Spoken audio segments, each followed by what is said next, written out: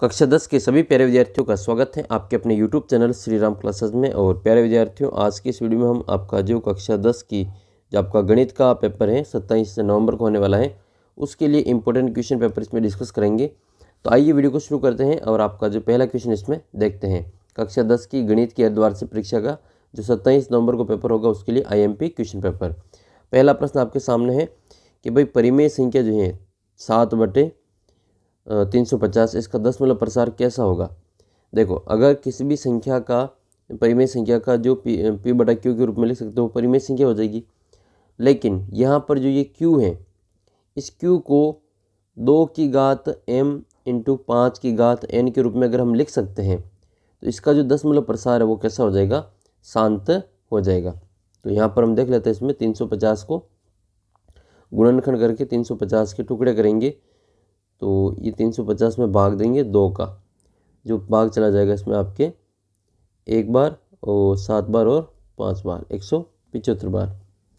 फिर आपके 2 का भाग नहीं जाएगा, फिर आपके भाग जाएगा 5 का, तो 5 का भाग देंगे तो 5 का भाग चला जाएगा इसमें आपके 5 तिया 15, 2 बचेंगे 25, 5 पंजे 25।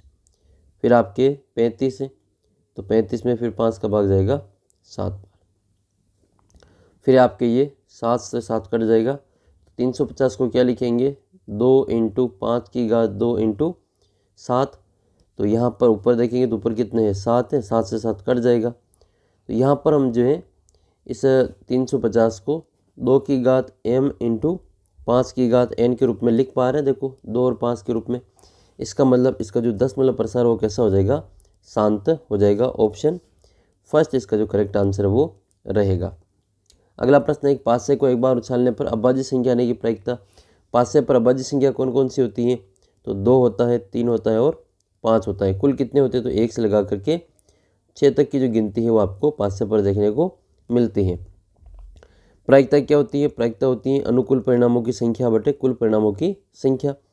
अनुकूल परिणाम 3 है और कुल परिणाम 6 है, उत्तर आ जाएगा 1/2। ऑप्शन स इसका करेक्ट आंसर रहेगा। अब आपके परीक्षा में अभाज्य की जगह पे अगर यहाँ पे सम आ जाए तो भी अनुकूल परिणाम इसमें 3 ही होते हैं, और विषम आ जाए तो भी अनुकूल परिणाम 3 ही होते हैं। तो तीनों के उत्तर सेम ही आते हैं, 1/2 1/2 1/2। अगला प्रश्न आपका यह है कि एक आयताकार बाग की जो लंबाई है उस चौड़ाई से 4 मीटर अधिक है। इसके लिए आपको रैखिक समीकरण बनाना है। तो इसकी जो लंबाई जो है वो चौड़ाई से 4 अधिक है, तो लंबाई को हम x मान लेते हैं और चौड़ाई को y मान लेते हैं। और ये 4 अधिक है तो प्लस में 4 कर देते हैं और ये बीच में बराबर लगा देते हैं। तो ये x बराबर y + 4 के रूप में अगर कहीं दिखाई दे रहा होगा तो वही हमारा उत्तर होगा। ऐसा सेम टू सेम तो आपको x बराबर y + 4 कहीं दिखाई नहीं दे रहा है, तो फिर हम क्या करेंगे, इस y को इधर ले आएंगे। तो ये हो जाएगा हमारा x प्लस का y इधर आएगा तो माइनस का y और बराबर में बचेगा 4। x - y = 4। ऑप्शन अ इसका जो करेक्ट आंसर वो रहेगा। अगला प्रश्न चौथा है, द्विघात समीकरण के मूल वास्तविक और बराबर कब होंगे, जब d का जो मान है वो 0 के बराबर होगा। d का मतलब विविक्ति कर b² - 4ac = 0 होगा। तो इसके जो मूल हैं वो क्या हो जाएंगे, वास्तविक और बराबर हो जाएंगे। तो देखो इसमें कहीं मिस्टेक हुई है थोड़ी सी, ये बराबर में 0 नहीं दिया यहाँ पे, तो ये ऑप्शन में बराबर में 0 है। बाकी तो देखो कम है ज़्यादा है, बराबर में 0 नहीं दिया, तो इसका उत्तर आपके ऑप्शन अ वाला इसमें हम करेक्ट कर रहे हैं, क्योंकि इसमें बराबर में 0 प्रिंटिंग मिस्टेक है ये। तो इसका उत्तर हो जाएगा आपका ऑप्शन अ। 0 से छोटे होने पर मूल वास्तविक नहीं होंगे, 0 से बड़ा होने पर मूल वास्तविक तो होंगे लेकिन अलग अलग होंगे। बेलन का संपूर्ण पृष्ठीय क्षेत्रफल ज्ञात करने का सूत्र क्या है, तो बेलन का जो संपूर्ण पृष्ठीय क्षेत्रफल टोटल सरफेस एरिया जो निकालते हैं सिलेंडर का वो 2πr कोष्टक h + r होता है। ऑप्शन स इसका करेक्ट आंसर होगा। ये बेलन का आयतन है, πr² बेलन का आयतन है और 2πrh ये बेलन का वक्र पृष्ठीय क्षेत्रफल है। बेलन के आयतन को 1/3 से गुणा करेंगे तो ये शंकु का आयतन बन जाता है। शंकु का आयतन बेलन के आयतन का 1/3 होता है। वृत्त के बाहर स्थित बिंदु से वृत्त पर कितनी स्पर्श रेखाएं खींच सकते हैं, कोई भी बिंदु वृत्त के अगर बाहर है और वृत्त के ऊपर अगर आपको स्पर्श रेखा खींचनी है तो आप आराम से इसके ऊपर 2 स्पर्श रेखाएं ऐसे खींच सकते हैं। ठीक है, 2 स्पर्श रेखाएं ये खींच सकते हैं। और प्रमेय 10.2 के अनुसार दोनों स्पर्श रेखाओं की जो लंबाइयाँ हैं वो दोनों बराबर होती है। PT1 बराबर PT2 होता है। तो उत्तर कितना हो जाएगा? ब हो जाएगा 2। एक वृत्त का परिमाप यानी कि परिधि, परिमाप का मतलब क्या हुआ? सरकमफ्रेंस, इसकी परिधि और इसका एरिया क्षेत्रफल संख्यात्मक रूप से बराबर है तो वृत्त की त्रिज्या कितनी होगी? तो परिधि को क्या लिखते हैं? 2πr लिखते हैं और क्षेत्रफल को क्या लिखते हैं? πr² लिखते हैं। ये कह रहा है कि ये दोनों बराबर है, तो ठीक बात है, हमने बराबर बता दिया इनको। अब हम क्या करेंगे? इनको बराबर से काटेंगे। तो पाई से तो पाई कट जाएगा और इधर एक आर है और इधर आर डबल है, आर का स्क्वायर, इसका मतलब क्या हुआ? आर इंटू आर हुआ, है ना। तो एक आर से एक आर कट जाएगा, तो आर का जो फाइनल मान है वो कितना बचेगा? 2 बचेगा। तो 2 इक्का इसका जो आंसर है वो रहेगा। बहुत ही अच्छा क्वेश्चन है, कुछ भी नहीं दे रखा लेकिन सब कुछ दे रखा है और उसका आंसर 2 आएगा। अगला प्रश्न है कि इस बिंदु की वही अक्ष से लंबवत दूरी कितनी होगी? वही सेम बात है, जब भी वही अक्ष से दूरी पूछे तो आपको x का मान प्लस में लिखना है। तो x का मान प्लस में कितना आएगा?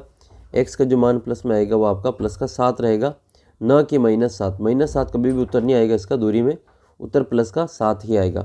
तो ऑप्शन जो अ है वो इसका करेक्ट आंसर रहेगा। पूरक सूत्र वाला जो अपना जो सवाल है वो इसमें हट गया है, सिलेबस में नहीं है। 90 - वाला तो इसको हम नहीं करेंगे। बोर्ड का जो फेवरेट क्वेश्चन है वो 10वां क्वेश्चन है, कई बार जो आपके परीक्षा में आया हुआ है, वेरी मोस्ट इंपॉर्टेंट क्वेश्चन है, बार बार रिपीट होता है, आप भी इसको लिख लो। अच्छा, ये जो मैं क्वेश्चन आपको करवाऊंगा अब ये पेपर वाले, वो आप अपनी गणित की कॉपी में उतार लें और उनको सोल्व कर लें, बहुत ही ज़्यादा फायदा मिलेगा। मीनार की जो आपको ऊंचाई है या फिर इसकी लंबाई दे रखी है वो उसकी छाया की लंबाई के बराबर है, तो सूर्य का उन्नयन कोण बच्चे को पता है 45 डिग्री ही आता है। अगला प्रश्न है अति लघुतरात्मक प्रश्न कि अगर इसमें आपके दिया गया है कि √5 एक अपरिमेय संख्या है तो सिद्ध कीजिए कि 7 √5 एक अपरिमेय संख्या है। ठीक है, तो ये अगर अपरिमेय संख्या ऐसा हमें दे रखा है तो ये हमें सिद्ध करना है कि ये भी एक अपरिमेय संख्या ही होगी। तो देखो, इसमें 7 जो है वो आपका परिमेय संख्या है और √5, 7 जो है परिमेय संख्या और √5 सवाल में दे रखा है अपरिमेय संख्या है। तो एक परिमेय संख्या और एक अपरिमेय संख्या का जो गुणा करेंगे, गुणनफल करेंगे, वो इसमें जाएगा 7 √5, वह भी अपरिमेय संख्या ही आएगा। नेक्स्ट क्वेश्चन आपके 12वां क्वेश्चन है, एपी का कितने पद आपको ये वो ज्ञात करना है। तो हम इसको हल करते हैं। एपी जो दे रखा है इसमें 7, 13, 19, 205, इसमें कितने पद हैं, तो ये n का मान इसमें ज्ञात करते हैं। तो सवाल आपके सामने है कि ये जो एपी दे रखी है इसमें आपके कितने पद हैं, तो n का मान इसमें ज्ञात करना है। a बराबर कितना है? 7 है। d का मान ज्ञात करना है, तो d का सूत्र क्या होता है? a2 - a1 होता है। a2 का मान कितना है? 13 है, दूसरे नंबर पे 13, पहले नंबर पे 7 है, तो d का मान 6 हो जाएगा। और n का मान हमें ज्ञात करना ही है और an कितना दे रखा है, ये हम इसका लास्ट पद मान रहे हैं जो कितना है? 205 है। सूत्र लगेगा इसमें nवां पद का, तो nवां पद का सूत्र क्या होता है? nवां पद, ये nवां पद का सूत्र होता है an बराबर a + n - 1 × d। an कितना दे रखा है आपको? 205 दे ही रखा है। पहला पद आपको 7 दे रखा है, प्लस n का मान आपको ज्ञात करना है, -1 × d का मान 6 दे रखा है। हम क्या करेंगे, यहाँ पर इसको हल करेंगे, इस यहाँ पर 7 को इधर ले आते हैं और इस 6 का अंदर गुणा कर देते हैं, या फिर इस 6 का अंदर गुणा ही कर देते हैं। तो 205 बराबर आपके 7 प्लस ये 6n - 6 हो जाएगा। ठीक है, तो यहाँ पे 7 प्लस के और 6 माइनस के घटाएंगे तो 1 बचेगा, तो यहाँ पे बचेगा 205 बराबर 6n और प्लस का 1, प्लस का 1 इधर आएगा तो माइनस का 1 हो जाएगा, 205 - 1 और बराबर में क्या बचेगा आपका? 6n बचेगा। तो 204 ही बचेंगे इधर तो, और बराबर में आ जाएगा आपका 6n। n का मान ज्ञात करने के लिए 204 में 6 का भाग लगा देंगे, तो n बराबर क्या लिखूं? 204 और बटे में 6 लिखूं। 6 का भाग लगाएंगे तो 6 का भाग 18 में 3 बार चला जाएगा, 6 × 18 और 2 बचेंगे 24 हो जाएगा, तो 6 का भाग 4 बार चला जाएगा। तो n का जो फाइनल मान है वो कितना आएगा? 34 आ जाएगा और यही हमारा क्या है? आंसर है। तो प्यारे विद्यार्थी, बहुत ही आसान सा क्वेश्चन था ये। जिसको हमने यहाँ पे सोल्व कर लिया। उम्मीद करता हूँ कि ये वाला क्वेश्चन आपको आराम से समझ में आया होगा। अगला प्रश्न देखते हैं। इसमें आपको एक बिंदु दे रखा है ए, जिसके निर्देशांक हमें ज्ञात करना है। ए बी इसका व्यास है, जिसका केंद्र आपके 2,3 है माइनस के। बी का निर्देशांक 1 और 4 है। तो आपको ए के निर्देशांक ज्ञात करना है। देखो, अगर ये व्यास है तो जो केंद्र होता है वो इसका मध्य बिंदु होता है। ठीक है, व्यास इसके बीच, व्यास का मध्य बिंदु केंद्र होता है। तो मध्य बिंदु का निर्देशांक वाला सूत्र लगा के इस सवाल को हल करेंगे। तो आपका ये सवाल है, एक वृत्त है जिसका केंद्र O है और इसका व्यास जो है AB, उसमें A के निर्देशांक हमें ज्ञात करने और B के हमें दे रखा है। तो हम इसमें मान लेंगे कि माना कि जो A के निर्देशांक है वो क्या है, माना कि जो A बिंदु है, A के निर्देशांक वो x1 y1 है। निर्देशांक क्या है, निर्देशांक वो A x1 और y1 है। ठीक है, ये हमने मान लिया। अब व्यास के जो सिरे हैं वो हमें दे रखा है, इसका केंद्र दे रखा है आपके O, जो मध्य बिंदु है। तो हम लिखेंगे यहाँ पे, क्योंकि जो केंद्र O है, केंद्र O, व्यास जो AB है उसका क्या है, AB का मध्य बिंदु होता है, मध्य बिंदु होता है। तो यहाँ लिखेंगे व्यास AB का मध्य बिंदु होता है। तो आपको मध्य बिंदु का सूत्र इसमें लगाना है। तो मध्य बिंदु के निर्देशांक लगा लेंगे इसमें। मध्य बिंदु के निर्देशांक क्या होता है, मध्य बिंदु के निर्देशांक ये हो जाएगा आपका मध्य बिंदु के निर्देशांक हम इसमें O ले रहे हैं तो O हो जाएगा इसमें। सूत्र होता है इसका x1 प्लस x2 बटे 2 और y1 प्लस y2 बटे 2 होता है। आपको मध्य बिंदु पहले से दे रखा है। ठीक है, ये आपका इसका मध्य बिंदु है। तो ये A है और ये वाला B है। तो मान लिख लेते हैं हम इसमें, ये हो जाएगा O इसका मध्य बिंदु, जो कि कितने रहेंगे, 2 कोमा माइनस के 3 है मध्य बिंदु। और इसका जो x1 का मान है वो x1 ही रहेगा, प्लस x2 का मान हमारा इसमें B का मान हो जाएगा x में। तो ये x2 और y2 है, कितना है, 1 है, x1 प्लस 1 और बटे में 2। दूसरा y1 है तो y1 तो y1 ही रहेगा, ज्ञात करना है। y2 इसमें 4 हो जाएंगे और बटे में आएगा आपके 2। तुलना करेंगे, निर्देशांकों की तुलना कर लेंगे। तो यहाँ पर आपको लाइन लिखनी है, निर्देशांकों की तुलना करने पर जो निर्देशांक है उनकी क्या करेंगे, तुलना करेंगे। तो यहाँ लिखेंगे निर्देशांकों की तुलना करने पर x के साथ में x की तुलना करेंगे, y के साथ में y की तुलना करेंगे। तो पहले लिखेंगे x निर्देशांक की तुलना कर रहे हैं हम इसमें।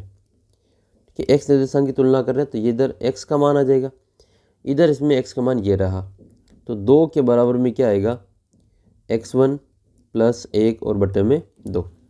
जब इसको हम सोल्व करेंगे, इसके बट्टे में कुछ नहीं तो 1 क्रॉस गुणा करेंगे तो 2 इंटू 2 बराबर x1 प्लस 1 है, 2 दूनी 4 और प्लस का 1 इधर आएगा तो माइनस का 1 हो जाएगा और बराबर में x1 है। 4 में से 1 जाएगा तो 3 बचेगा। तो x1 का जो मान है वो कितना है आपके, 3 आ गया। ठीक है, x1 बराबर 3 रहेगा। ये x1 का मान आया, कितना आया, 3 आया। इसी प्रकार से y1 की तुलना करेंगे। तो यहाँ लिख लेते हैं हम इसमें, y निर्देशांक की तुलना कर रहे हैं। किसकी तुलना कर रहे हैं, y निर्देशांक की तुलना करें तो इधर y कितना है, माइनस का 3 है और बराबर में इधर y हमारा ये रहा, y1 प्लस 4 बटे 2।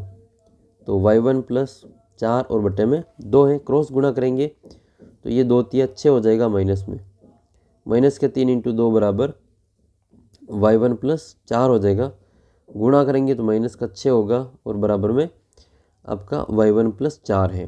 प्लस के 4 इधर आएगा तो माइनस के 4, तो माइनस के 6 और आपके माइनस के 4 बराबर आपका y1 होगा। दोनों माइनस माइनस के जुड़ जाएंगे तो y1 का जो मान है वो माइनस का 10 आएगा। यही हमारा फाइनल आंसर रहेगा। ठीक है, तो y1 का मान कितना आया, माइनस का 10 और x1 का मान 3 आया। तो बिंदु A के निर्देशांक क्या हो जाएंगे, A के निर्देशांक हो जाएंगे 3 कोमा माइनस के 10। ये इसका जो फाइनल उत्तर वो रहेगा। अगला सवाल है आपका 15वां सवाल है ये, कि इसमें आपको पृथ्वी से 1800 मीटर की ऊंचाई पर उड़ते वायुयान की हवाई अड्डे से उन्नयन कोण 60 डिग्री का है। तो हवाई अड्डे वायुयान की हवाई अड्डे से क्षैतिज दूरी आपको ज्ञात करनी है। तो यहाँ पर देख लेते हैं, ये पृथ्वी है और यहाँ से आपको एक 1800 मीटर ऊंचा ये पृथ्वी है, यहाँ से 1800 मीटर ऊंचा ये ए बी है, यहाँ से इतनी ऊंचाई पर ही आपको हवाई अड्डा बी है और ए इसकी जो ऊंचाई है सीधी। तो ये हमें इसमें पृथ्वी से 1800 मीटर की ऊंचाई पर दे रखा है। कितना दे रखा है? ये 1800 हो जाएगा। और सूर्य का जो उन्नयन कोण है वो कितना है? वो आपका दे रखा है इसमें उड़ते हुए हवाई अड्डे से वायुयान का हवाई अड्डे से उन्नयन कोण 60 डिग्री का है। ये 60 डिग्री का हो जाएगा। तो वायुयान की हवाई अड्डे से क्षैतिज दूरी ज्ञात करनी है। तो ये दूरी आपको इसमें ज्ञात करनी है। ठीक है, ये आपको यहाँ से ज्ञात करनी है। यहाँ पर कोई हवाई अड्डा है, ठीक है, तो यहाँ पर ये धरती और ये हवाई अड्डा है, इसका उन्नयन कोण 60 डिग्री है। तो आपको ये दूरी ज्ञात करनी, क्षैतिज दूरी ये ज्ञात करनी है। तो इसका मतलब इसमें कर्ण ज्ञात करना है। क्या ज्ञात करना है? इसमें आपको कर्ण ज्ञात करना। तो ये इसका कर्ण है, ठीक है, ये हो जाएगा इसका कर्ण, ये इसका आधार है और ये इसका लंब है। तो आपके ये ज्ञात करना, इसको x मान लेते हैं, ठीक है, ए बी ये जो है इसको c मान लेते हैं, ये ऐसी ज्ञात करनी है। तो कर्ण और लंब किस में होता है? तो आपको लाल कक्का में देखना पड़ेगा। लाल कक्का में कर्ण और लंब किस में है? ये साइन में है। तो ये हो जाएगा आपका साइन ए या साइन थीटा बराबर आपके हो जाएगा लंब बटे कर्ण। लंब का मान कितना है? x आपको दे ही रखा है इसमें 1800 मीटर और कर्ण का मान आपको x मान लेना है। थीटा का मान 60 है तो यहाँ पर लिख लेंगे साइन 60 और बराबर में आपके 1800 बटे कर्ण x का मान। साइन 60 का मान कितना होता है? √3/2 होता है और बराबर में कितना है? बराबर में है हमारे 1800 और बट्टे में x। क्रॉस गुणा करेंगे तो ये हो जाएगा आपका x बराबर 1800 × 2 और बट्टे में आएगा आपका √3। तो 3600 बटे √3 इसका जो आंसर है वो रहेगा आपके। अगला क्वेश्चन आपका ये है कि इसमें आपको दे रखा है कि एक बिंदु से आपको ओ केंद्र वाले वृत्त पर ए बी और एस सी दो स्पर्श रेखाएं, ये ए बी और एस सी दो स्पर्श रेखाएं, और ये इस प्रकार से कि बी ओ सी का जो मान है वो 140 डिग्री है। आपको कोण ए का मान ज्ञात करना है। तो ये एक चतुर्भुज बनेगा। देखो ये क्या बनेगा? एक चतुर्भुज बनेगा।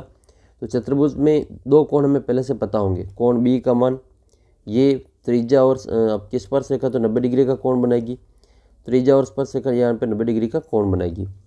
तीसरा कोण में दे ही रखा है 140, तो चौथा कोण हम ज्ञात कर लेंगे।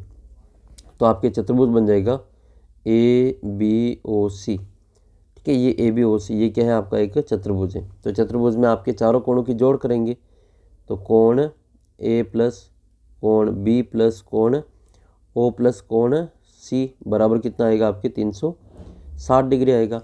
इनके मान लिख लो यहाँ पे। कोण ए हमें ज्ञात करना है प्लस इसको हम x मान लेते हैं, ठीक है, ये x है, ये हमें ज्ञात करना है। और कोण बी का मान कितना है? 90 डिग्री हो जाएगा। क्यों होगा 90 डिग्री का? क्योंकि लंब जो आपकी प्रमेय 10.1 है उसके अनुसार स्पर्श रेखा और त्रिज्या आपस में लंब होती है। प्लस कोण ओ का मान दे ही रखा है 140 डिग्री और कोण सी हो जाएगा आपका 90 डिग्री और बराबर में आएगा आपका 360 डिग्री। और यही सवाल अगर आपके अबसद में आ जाए तो आपको कुछ नहीं करना है, सीधा ही ये आमने सामने के कोण है तो ये ज्ञात करने के लिए आपको 180 में से 140 को घटा लेना है। आपका जो उत्तर है वो आ जाएगा। यहाँ पर भी आ जाएगा लेकिन इसको विस्तार से करना पड़ेगा क्योंकि बड़ा क्वेश्चन है। तो x प्लस 9 और 9 18, तो 180 और आपके 140 दोनों को जोड़ेंगे तो आपके ये 320 आएगा। तो इन तीनों की जोड़ 320 आएगी, बराबर में आपका 360। कोण x का मान ज्ञात करना तो 360 में 320 को घटा लेंगे, ठीक है, तो माइनस कर लेना, 40 डिग्री इसका शेष बचेगा। तो कोण x जो है वो कितना आएगा? आपके 40 डिग्री आएगा। फिर आपके अगला प्रश्न है माध्यिका वाला। तो माध्यिका वाला भी हम हल कर लेते हैं।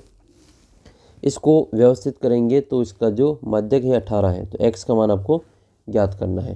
तो ये भी हल कर ही लेते हैं हम इसमें।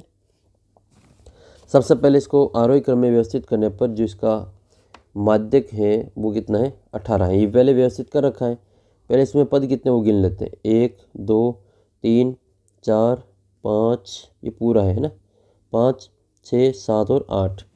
इसका मतलब इसमें n का मान जो है वो सम है। n का मान 8 है जो कैसा है सम है। तो इसमें जो 8 के आधे करेंगे माध्यिक का m बराबर सूत्र लगेगा n/2 प्लस n/2 प्लस 1 वे पद का मान और बटे में 2। तो हम इसको सीधा ही कर लेते हैं, n का आधा कर देते हैं, 8 का आधा 4 हो जाएगा।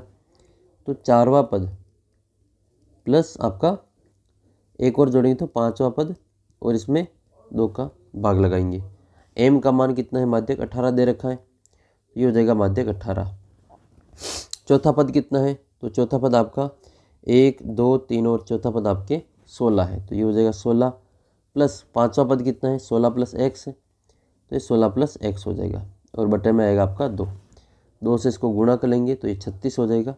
18 दूनी 36 बराबर 16 और 16 32 प्लस x का मान ज्ञात करना है। तो आपको 36 में से 32 को माइनस कर लेना है, जो कितना आएगा आपके 4 बचेगा। तो इस सवाल के लिए x बराबर कितना आएगा 4 इसका आंसर रहेगा। अगले क्वेश्चन की ओर बढ़ते। क्वेश्चन नंबर आपका 18 है। अच्छी प्रकार से फेंटी हुई एक 52 पत्तों की ताश की गड्डी में से एक पत्ता इक्का नहीं होने की प्रायिकता ज्ञात करनी है। तो पहले तो ये चेक करो कि इक्के कितने होते हैं। तो इक्का जो होता है वो टोटल इक्का जो होता है वो आपके 4 होते हैं। कुल तो कितने होते हैं पत्ते, कुल पत्ते होते हैं 52, उसमें से इक्का कितना होता है 4 होता है। अब कितने पत्ते ऐसे हैं जो इक्का नहीं है, तो इक्का नहीं ज्ञात करने के लिए आपको टोटल 52 में से जितने इक्के हैं उसको माइनस कर देंगे, तो जो बचेंगे वो हमारे इक्के नहीं होंगे। प्रायिकता होती है अनुकूल परिणाम बटे कुल परिणाम। अनुकूल परिणाम कितना है इक्का नहीं होने के अनुकूल परिणाम 48 है और बटे में क्या आएगा आपके कुल परिणाम आएगा।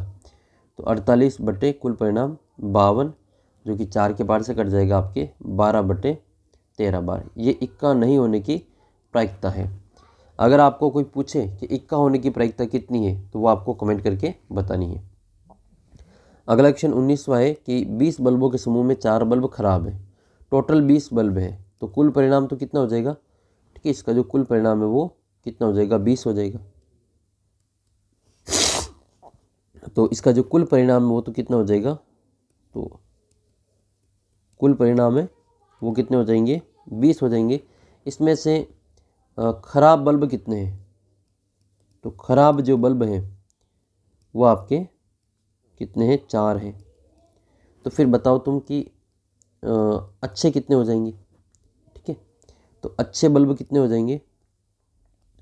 अच्छे बल्ब ज्ञात करने के लिए आपको जो टोटल दे रखा है उसमें से आपको जो खराब है उसको कम कर देंगे, जो बचेगा वो हमारा अच्छा बल्ब होगा।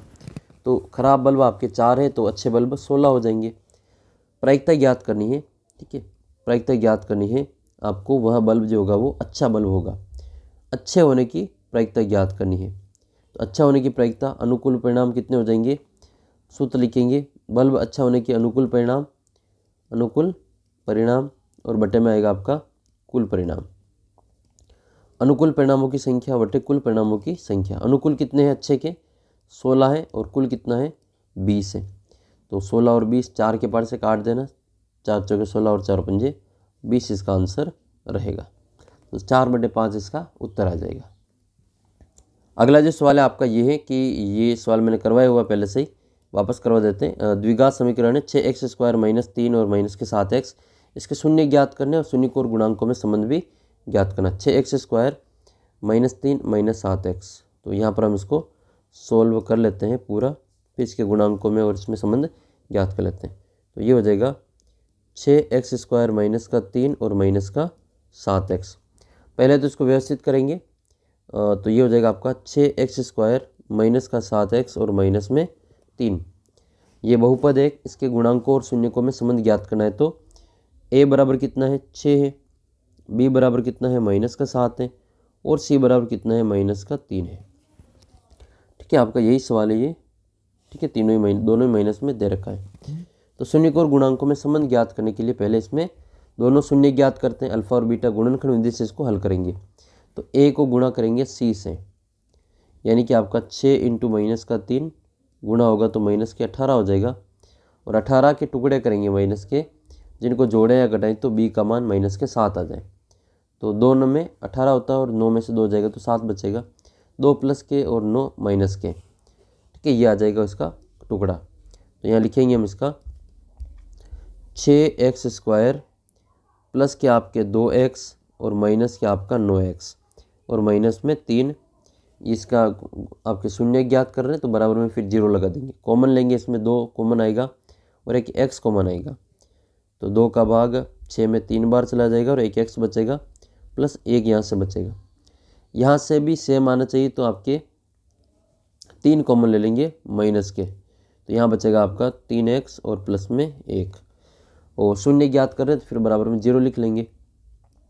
3x प्लस 1 एक बार लिखेंगे और 2x माइनस के 3 एक कोष्ठक में बंद करके शून्य ज्ञात करना तो बराबर में 0 लगा देंगे। एक बार 3x प्लस 1 बराबर 0 लिखेंगे और दूसरी बार 2x माइनस 3 बराबर 0 लिखेंगे। तो 3x बराबर तो माइनस का 1 होगा, तो x का मान आएगा माइनस का 1/3।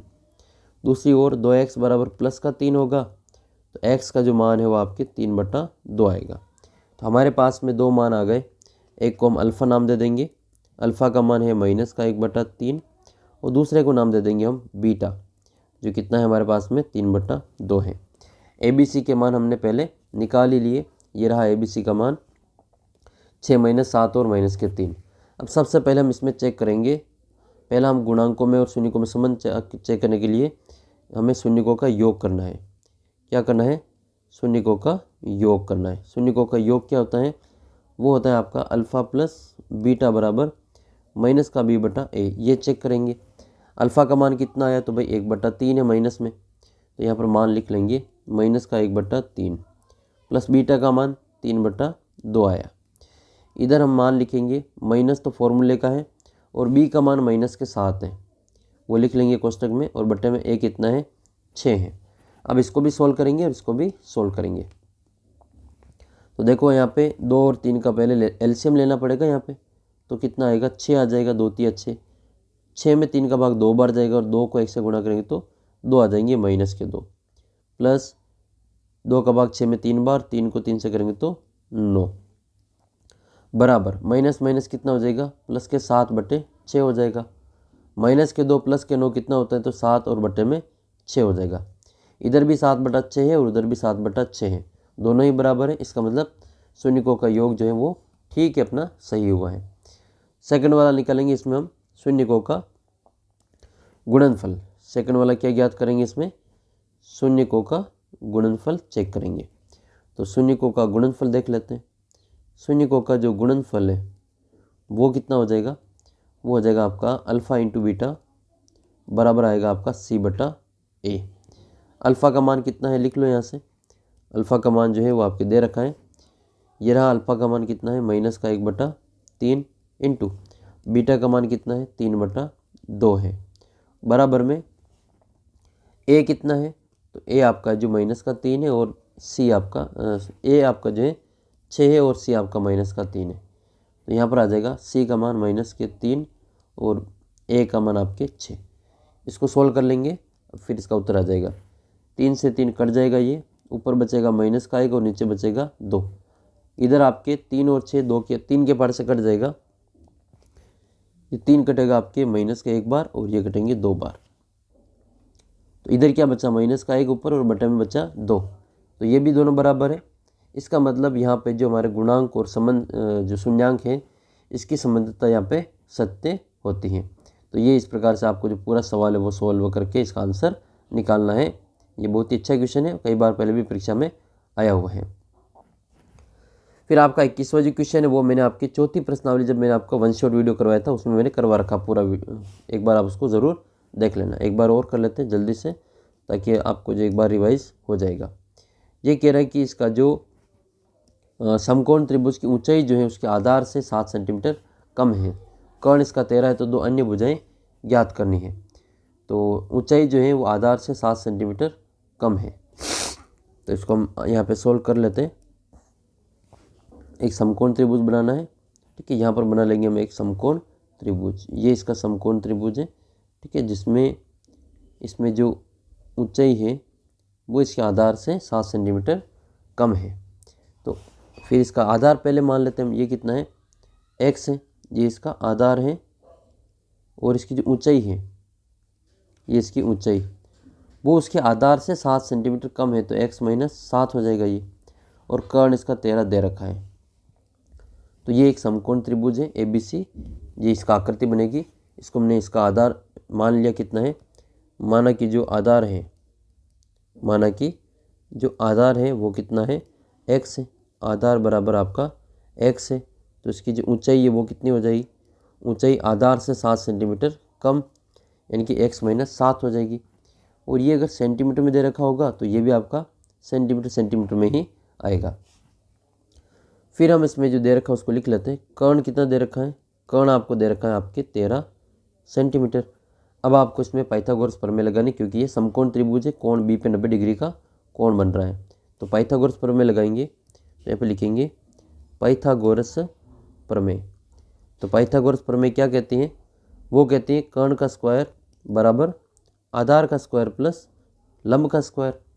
अब कर्ण का आधार का लंब का मान लिख लेंगे। कर्ण कितना है, 13 है, तो 13 का स्क्वायर लिखेंगे, बराबर में आधार कितना है, तो x है, तो x का स्क्वायर प्लस लंब का जो मान है वो x माइनस 7 का होल स्क्वायर है।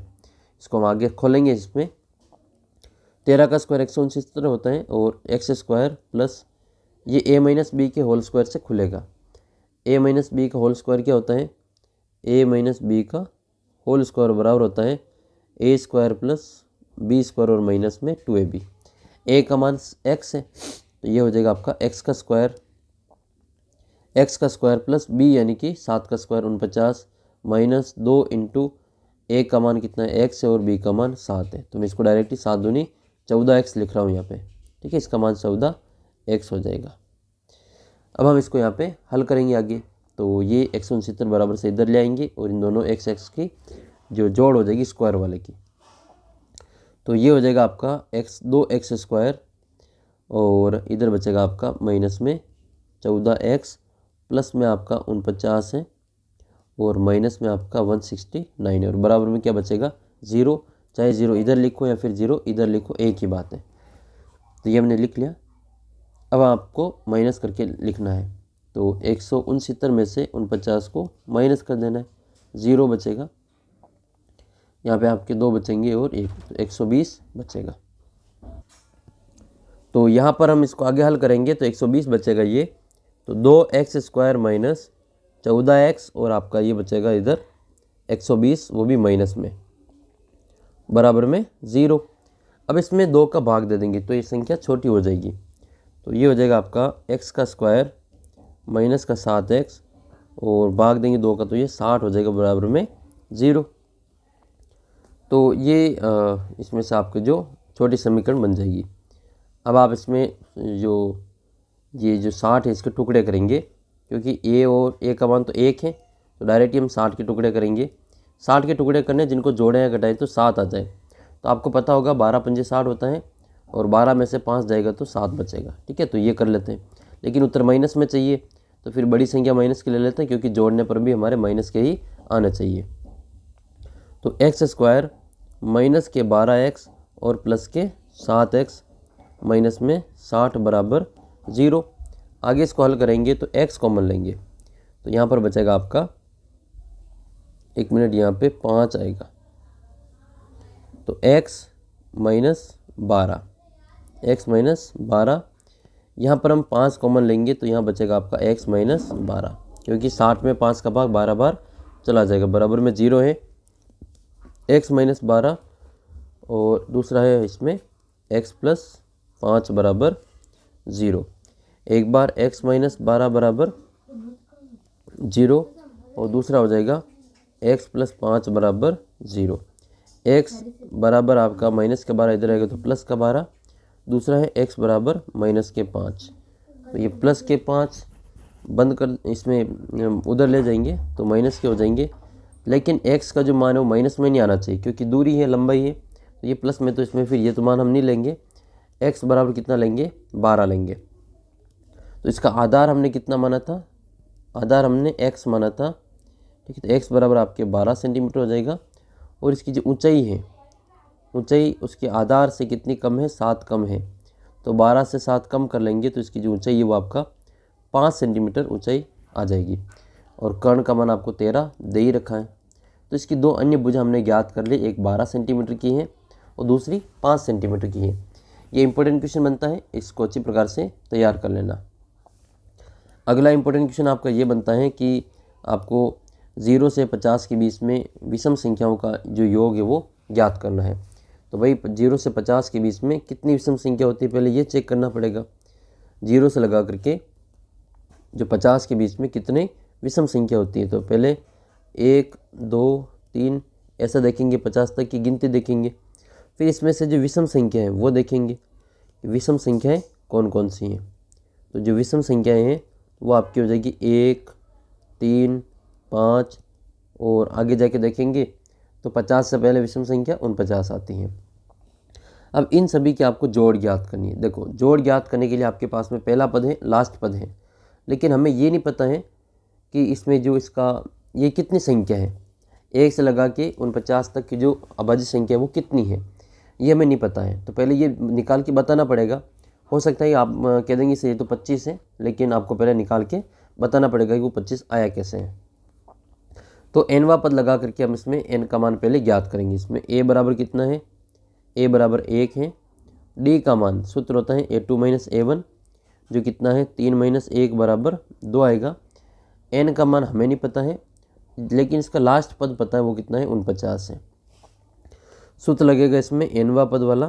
तो nवा पद का सूत्र क्या होता है, an बराबर a + n - 1 × d। पहला पद है कितना है, तो 1 है, और इसमें जो अंतिम पद है वो कितना है, nवा पद वो 49 है, और ये पहला पद 1 है, और प्लस में n का मान -1 × d का मान 2।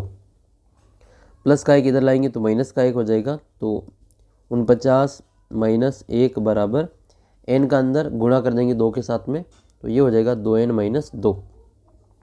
ये 48 बचेगा, माइनस के 2 इधर आएंगे तो आपके प्लस के 2 हो जाएंगे, और बराबर में 2n आएगा। 48 और 2 50 हो जाएगा, और बराबर में 2n। तो n का जो मान है वो आपके 50/2 आएगा। 50 में 2 का भाग लगा तो कितना आएगा, 25 आएगा। तो ये हमने ज्ञात कर लिया n बराबर 25। अब आपको इन सभी संख्याओं की जोड़ करनी है। प्रथम आपकी जो 25 संख्या है विषम संख्या, इनकी जोड़ करनी है।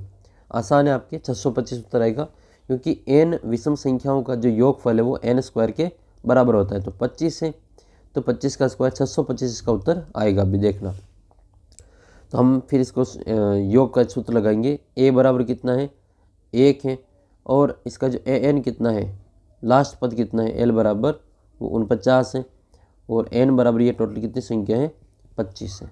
हल कर लेते हैं इसको। तो सूत्र लगेगा इसमें Sn वाला, Sn बराबर n/2 कोष्टक पहला पद प्लस अंतिम पद, या फिर आप वो बड़ा वाला सूत्र भी लगा सकते हैं, Sn बराबर n/2 2a + n - 1 × d वाला। मान लिखेंगे, n का मान कितना है, 25 है, और बटे में 2 है। कोष्टक पहला पद कितना है, 1 है, अंतिम पद कितना है, 49 है। ठीक है, इसको हल करेंगे तो ये हो जाएगा आपका 25/2 × 50। तो कट जाएगा 2 के पारे से 50 25 बार, लास्ट में 25 को 25 से गुणा कर देंगे। वही बात है, 25 का स्क्वायर ही आया। देखो 25 का स्क्वायर कितना होता है, 625 होता है।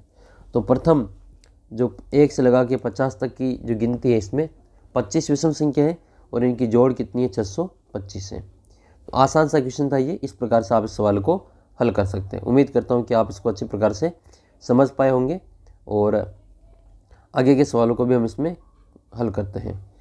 क्वेश्चन नंबर आपका 24 है।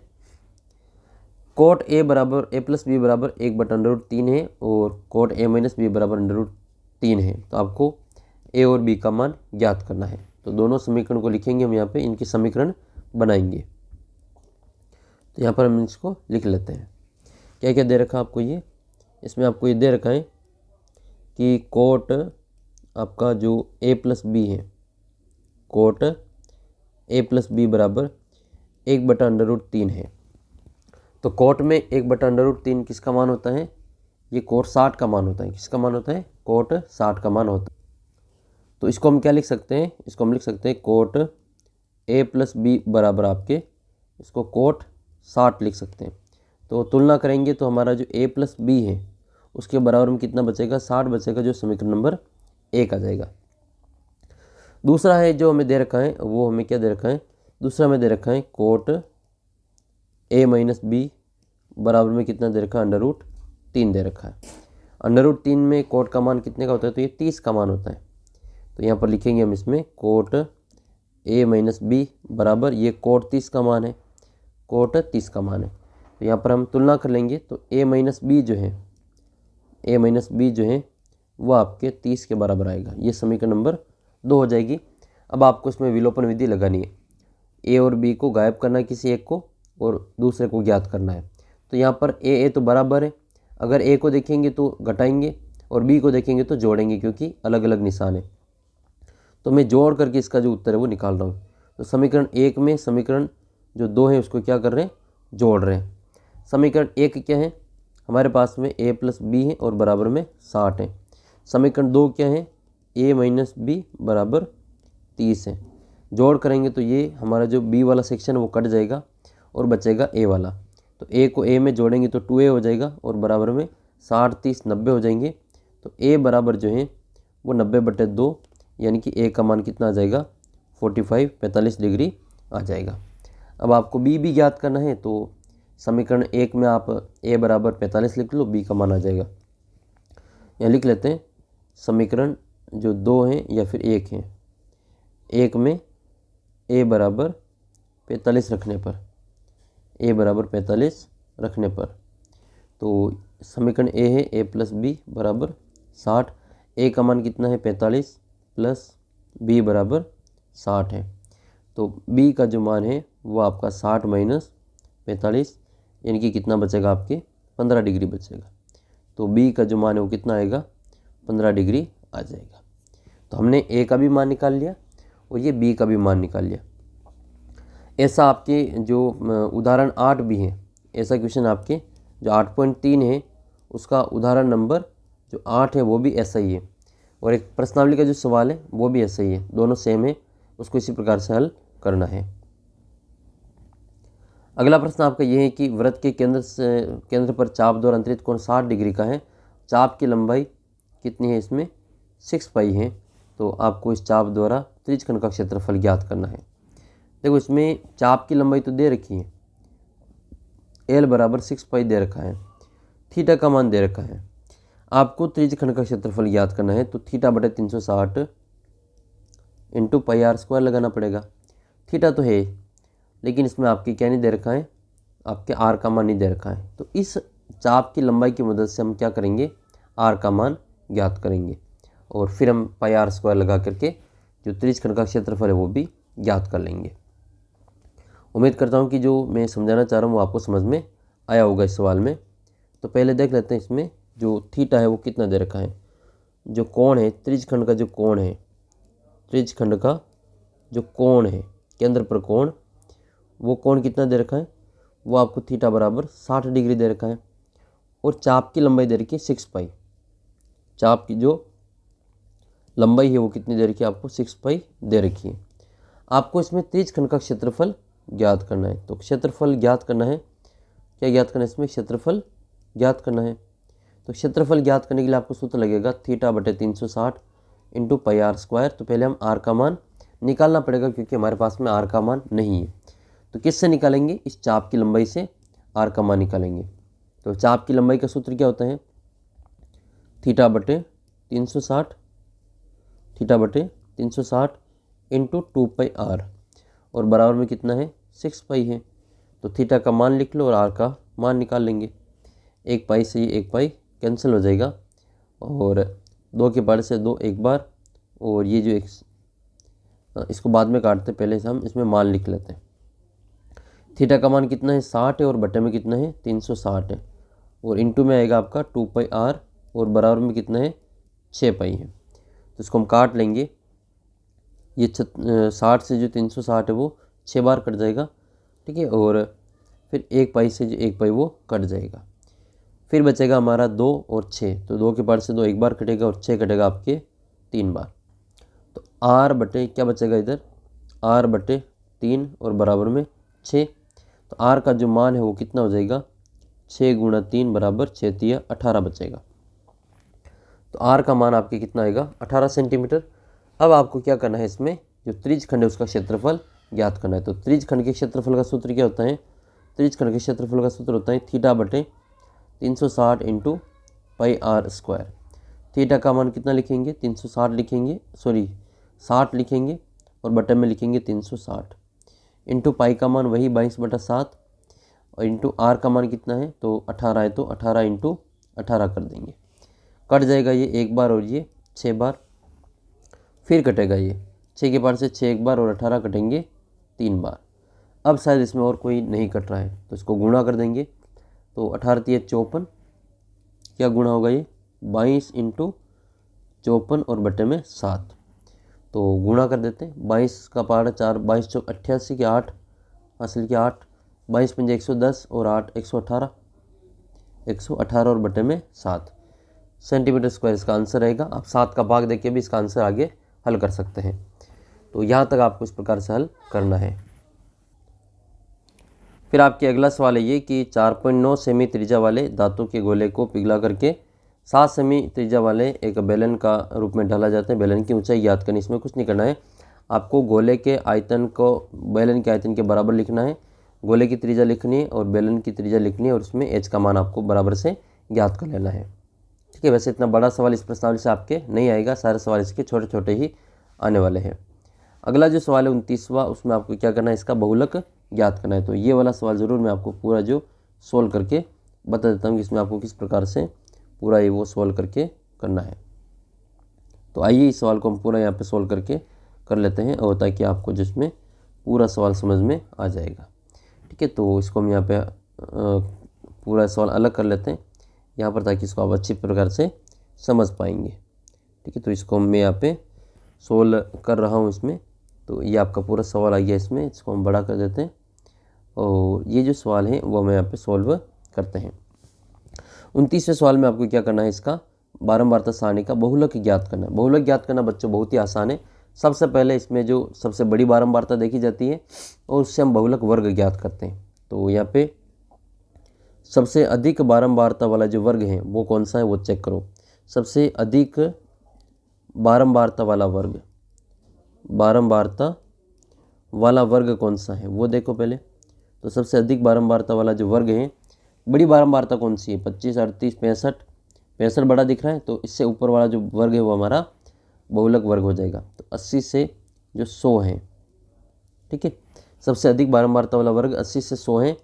अतः बहुलक वर्ग बराबर, अतः जो बहुलक वर्ग होगा, बहुलक वर्ग वो क्या हो जाएगा अपना 80 से 100 हो जाएगा। यानी कि अब आपका जो उत्तर है वो इसी 80 से 100 के बीच में आपको देखने को मिलेंगे। ठीक है, ये इसी के आसपास में आपके उत्तर दिखेगा। यहाँ से आपको क्या करना है, आपके जो बहुलक में जो काम आते हैं उनके मान लिख लो। क्या क्या काम आता है, एक तो L काम आता है, एक आपका F1 काम आता है, एक आपका F0 काम आता है, एक आपका इसमें F2 काम आता है और एक इसमें आपके H काम आता है। इन सभी को हम यहाँ पे लिख लेते हैं। तो L क्या होता है, ये जो बहुलक वर्ग है इसकी निम्न सीमा, ये जो पहला नंबर है वो इसका क्या होता है L होता है, वो कितना हो जाएगा आपके 80 हो जाएगा। तो यहाँ पर जो बहुलक वर्ग हैं इसी से हम क्या करेंगे, एक तो L का मान निकालेंगे और एक इससे H का मान निकाल लेंगे। L तो हम आपको पता चल गया होगा, ये जो मान है वो हमारा L होता है और H क्या होता है, इनका अंतर, इन 100 और 80 का अंतर कितना है वो हमारा क्या हो जाएगा H हो जाएगा। तो ये निकालने के लिए आप H का मान निकालने के लिए 100 में से आपको 80 को घटा लेना है, जो हमारा H का मान आ जाएगा 20। तो ये दो मान तो हमने हमारे बहुलक वर्ग से निकाल लिए। अब तीन मान हमारे और बचे हुए F1, F0 और F2, ये कैसे निकालेंगे, इसके लिए आपको क्या करना है, बहुलक वर्ग की जो सारणी है वो देखनी है। तो इसमें जो सबसे बड़ा मान है बारंबारता जो वो देखनी है। सबसे बड़ी बारंबारता कितनी है, सबसे बड़ी बारंबारता 65 है, तो जो सबसे ज़्यादा नंबर है वो फर्स्ट आएगा। ऐसे आपको थोड़ा सा याद कर लेना है। तो फर्स्ट वाला कितना हो जाएगा, F1 65 हो जाएगा। तो F1 का मान तो आपके आ गया कितना है 65, ये सबसे ज़्यादा नंबर है। अब आपको ये फर्स्ट वाला के बाद में बाकी चीज़ें भूल जानी है कि सेकंड कौन है, थर्ड कौन है, ये ऐसे नहीं देखना है। फर्स्ट आपके हो गया 65। अब F1 से पहले कौन आता है, F0 आता है, और F1 के बाद में क्या आता है, ये F2 आता है। तो ये तीनों आपको ऐसे याद कर लेना है, F1, F2 और F0 तीनों इस प्रकार से लिखा जाता है। तो उम्मीद करता हूँ कि आप F0 का मान पता कर पाएंगे कितना है, वो आपका 38 है, और F2 कितना है, ये 24 है। ये सारे मान हमने इस सारणी से लिख लिए। और अब आपको क्या करना है, बहुलक का सूत्र लगाना है। तो बहुलक का जो फॉर्मूला है वो लगाएंगे इसमें हम। तो बहुलक सूत्र होता है बहुलक Z बराबर L प्लस, पूरा फॉर्मूला लिखेंगे, F1 माइनस F0 बटे में आपका जो 2F1 आएगा, और माइनस में F0, और माइनस में F2, और इनटू में क्या आएगा, आपका H आएगा। ये सारे मान जो सारणी में है वहाँ से लिख लेंगे। L का मान 80 लिखेंगे, प्लस F1 कितना है, 65 है, तो 65 लिखेंगे, और माइनस करेंगे हम इसमें F0 यानी कि 38 और बटे में आएगा आपका 2F1, 2 इंटू 65, माइनस F0 का मान वही 38, माइनस F2 का मान कितना है, 24 इंटू में H का जो मान है वो वापस लिख लेंगे, कितना है आपके 20 है। अब आपको इसमें आगे हल करना है। तो हल करने के लिए क्या करना पड़ेगा, पहले इस कोष्टक को हल करेंगे। तो ये 80 तो वैसे वैसे आएंगे, प्लस आपके ऊपर तो घटाना है, 65 में से इस 38 को घटाना है। तो 15 में से 8 जाएगा तो 7 बचेगा, और इधर हमारा 5 बचेगा, 5 में से 3 जाएगा तो 2 बचेगा। तो ये 27 बचेंगे, यहाँ पे ऊपर बचेगा आपका 27, और बटे में इन दोनों की तो जोड़ होगी, सॉरी गुणा होगा, इन दोनों की जोड़ होगी। तो 65 को 2 से गुणा करेंगे तो 130 आएगा, ठीक है। और माइनस माइनस दोनों जोड़ेंगे तो 8 4 12 के 2, हासिल का 1, 5 और 1 6, तो ये 62 आ जाएगा। तो 130 में से 62 को घटाएंगे, इंटू में आपका क्या चल रहा है, ये 20 चल रहा है, जो कि ऊपर चला जाएगा। अगली स्टेप में ये जो 80 है उसको वैसा वैसे लिखेंगे, प्लस ये प्लस में चलेगा कोष्टक के बाहर, और इधर गुणा में चलेगा। 27 इंटू 20 करेंगे, और बटे में 130 में से आपको 62 को घटा लेना है। तो 10 में से 2 जाएगा तो 8 बचेगा, या 12 में से 6 जाएंगे तो 6 बचेंगे, ये 68 बचेंगे, 68 बचेगा। अब आपको क्या करना है, इसको काट देना है। तो यहाँ पर हम इसको गुणा कर लेते हैं, या फिर बिना गुणा किए इसको 2 के पारे से काट देते हैं। तो 2 के पारे से ये कट जाएगा आपके 10 बार, और ये कटेगा 3 4 34 बार। तो ये आएगा आपके 80 प्लस 270, 10 से गुणा होगा 27 तो 270, और बटे में 34 आ जाएगा। आपको आगे क्या करना है, इसमें इसको 2 के पारे से और काट देना है, फिर इसको आगे हल कर लेना है। तो ये आ जाएगा आपके 80 प्लस 2 के पारे से इसको काटेंगे, तो ये 2 के पारे से आपके जो 2 है वो 1 बार कटेगा, 7 कटेगा इसमें 3 बार, और ये 5 बार, 135 बटे 17 हो जाएंगे। अब 17 का भाग दे देंगे 135 में, फिर जो भी उत्तर आएगा उसको 80 में जोड़ लेंगे, हमारा जो बहुलक है वो आ जाएगा। तो इसमें 135 में भाग दे रहे हैं इधर 17 का। ये काम आपको रफ में करना है। तो 17 का मैं भाग दे रहा हूँ, 17 पंजे 85, 17 6 102, 17 7 119, तो 17 7 119, 17 8 136 होता है। तो 17 7 119 माइनस करेंगे, 15 में से 9 जाएगा तो 4, और सॉरी 15 में से 9 जाएगा तो 6, और यहाँ पे आपके 2 में से 1 जाएगा तो 1, 16 बचेगा। पॉइंट लगा देंगे तो 0 160 हो जाएगा, 17 नमा की 153, तो ये 9 बार भाग जाएगा 17 में 153, फिर बचेंगे ये 7 0 हो जाएगा, तो 17 चौके 68। तो ये भाग कितनी बार जाएगा, इसमें 7.94 बार जाएगा। तो यहाँ पे लिखेंगे हम 80 प्लस 7.94। अब इसको जोड़ लेंगे, 80 में जोड़ेंगे 7.94, तो 80 और 7 आपका 87 हो जाएगा, और पॉइंट में 94 हो जाएगा। ऐसे नहीं जोड़ना आता हो तो आप 80 के पॉइंट लगा के 2 0 लगाना, क्योंकि 7 के पॉइंट के बाद में 2 अंक है, 7.94 जोड़ करेंगे तो ये आपके 49.78 यानी कि 87.94 ऐसे आपके आंसर आएंगे। तो इस प्रकार से आपको जो अपना बहुलक है वो ज्ञात करना है। 4 नंबर का क्वेश्चन फिक्स परीक्षा में आता है और इसी प्रकार से इसको आगे सोल्व भी करना है। तो उम्मीद करता हूँ कि ये जो सवाल है आपको अच्छी प्रकार से समझ में आया होगा और ये जो रफ कार्य वो आपको पीछे करना है, यहाँ पे सवाल के साथ में नहीं करना है। फिर आपका जो सवाल आता है जिसमें आपको माध्यक ज्ञात करने का सवाल पूछा जाता है, तो या तो आपकी परीक्षा में देखो माध्य भी आएगा, माध्यक भी आएगा और बहुलक भी आएगा, तीनों ही तरह के सवाल पूछे जाएंगे। तो आपको ये तीनों ही सवाल है जो अच्छी प्रकार से आने चाहिए ताकि आप जो अच्छी प्रकार से इनको हल कर सकें। तो मैं आपको यहाँ पे जो तीनों ही क्वेश्चन जो है वो वापस करवा देता हूँ, माध्य, माध्यक और बहुलक के, ताकि आप जो इसको अच्छी प्रकार से अपनी परीक्षा में भी इसको कर पाएँ और आपके जो इसमें से नंबर ना कटे।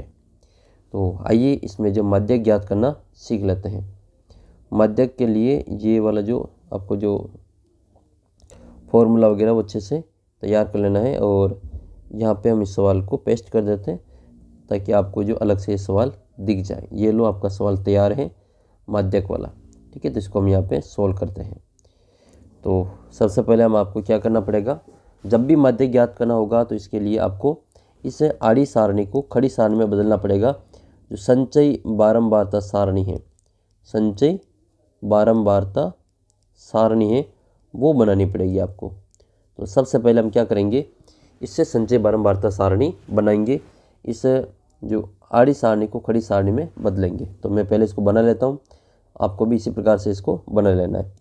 जैसे एक लाइन खींचेंगे, ये यहाँ पे लिख लेंगे वर्ग, ठीक है। तो ये हो जाएगा आपके वर्ग और ये इसके बाद में यहाँ पर हो जाएगी आपकी बारंबारता, क्या हो जाएगी बारंबारता, जिसको हम यहाँ पे लिख लेंगे।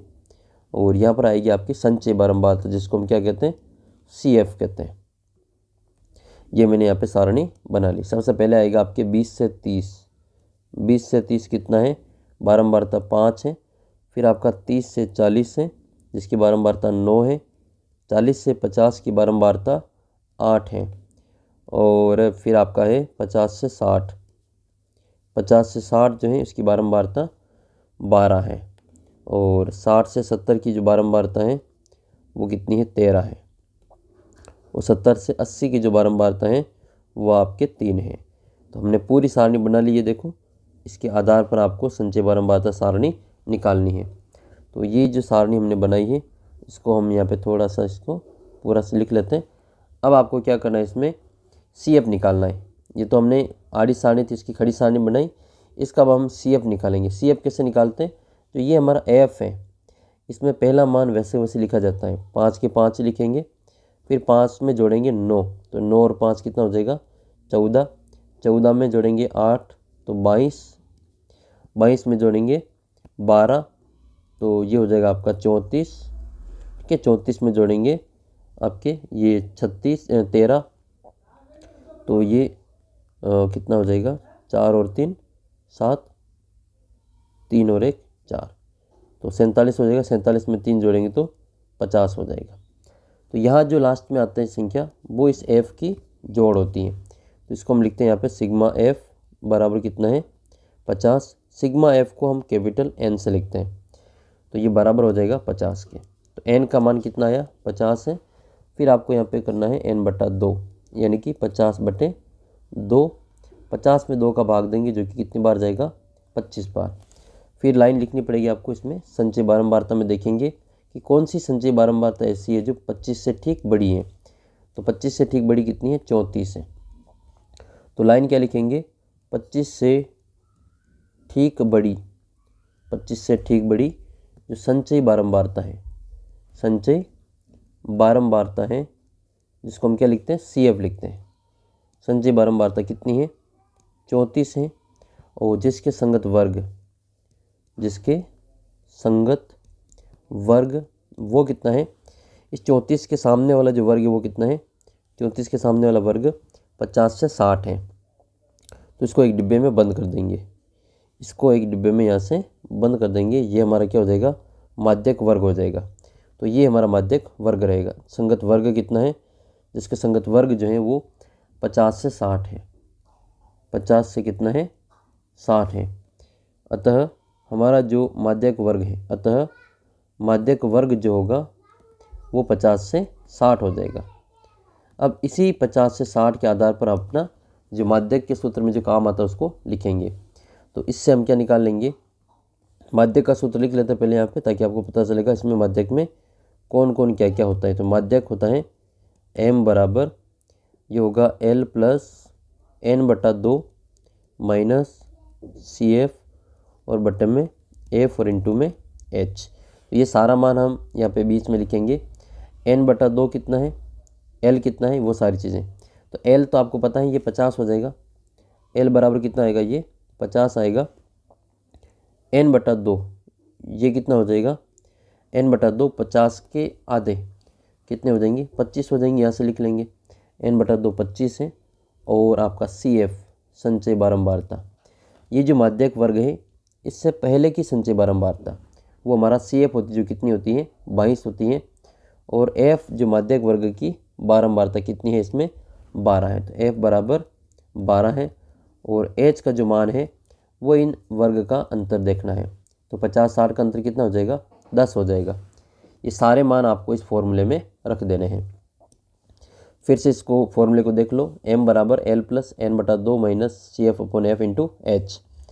मान लिखो, L का मान कितना है, L का मान है इसमें 50। तो L बराबर तो हो जाएगा इसका 50 प्लस n/2 कितना है 25 माइनस CF कितना है 22 है और बटे में F कितना है 12 है इंटू H का मान कितना है 10 है।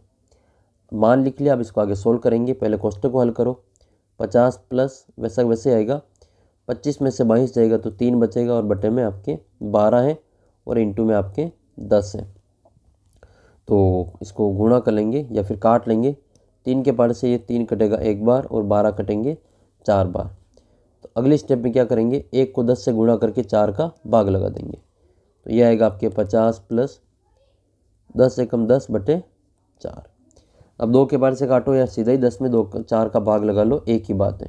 तो 4 दूनी 8, 2 बचेंगे 0.0, 4 पंजे 20। तो 10/4 का मतलब 2/5 ही होगा। चाहे 5/2 लिखो या 10/4 लिखो, उत्तर आपके 2.5 आएगा।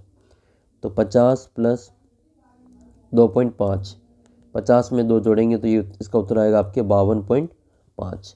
ये हमारा क्या है, माध्यक है। क्या है ये, माध्यक। तो m बराबर 52.5 हमारा कि ये फाइनल आंसर वो रहेगा। इस प्रकार से ये वाला जो सवाल आपको हल करना है। उम्मीद करता हूँ कि ये पूरा सवाल आपको अच्छे प्रकार से समझ में आया होगा। नहीं समझ में आया तो इसको रिवर्स करके वापस देखना, आपको पूरा सवाल समझ में आ जाएगा। और ऐसे मैंने आपको इस वीडियो में 1 घंटे में जो पूरा पेपर है उसके अधिकतम क्वेश्चन को सोल्व करने की कोशिश की है। जल्दी मिलते हैं आपको अगले वीडियो में। आप अपने ऐप के ऊपर जो टेस्ट सीरीज है उसको भी ज्वाइन कर सकते हैं, आपको काफ़ी फ़ायदा मिलेगा बोर्ड के पेपर में। और अपना जो व्हाट्सअप ग्रुप है वो भी ज्वाइन कर लेना। ये मेरा व्हाट्सअप नंबर है, आपको कोई प्रॉब्लम हो तो इस पर मैसेज कर सकते हो। और आपके पास कोई पेपर हो तो उसको सोल्व करवाने के लिए इस नंबर पे भेज देना, मैं उसका वीडियो बना दूंगा। जल्दी मिलेंगे आपको अगले वीडियो में एक नए पेपर सॉल्यूशन के साथ में। तब तक आप हमारा व्हाट्सअप ग्रुप ज्वाइन कर लीजिए, चैनल को सब्सक्राइब कर लीजिए और वीडियो को सभी दोस्तों के साथ में शेयर कर दीजिए।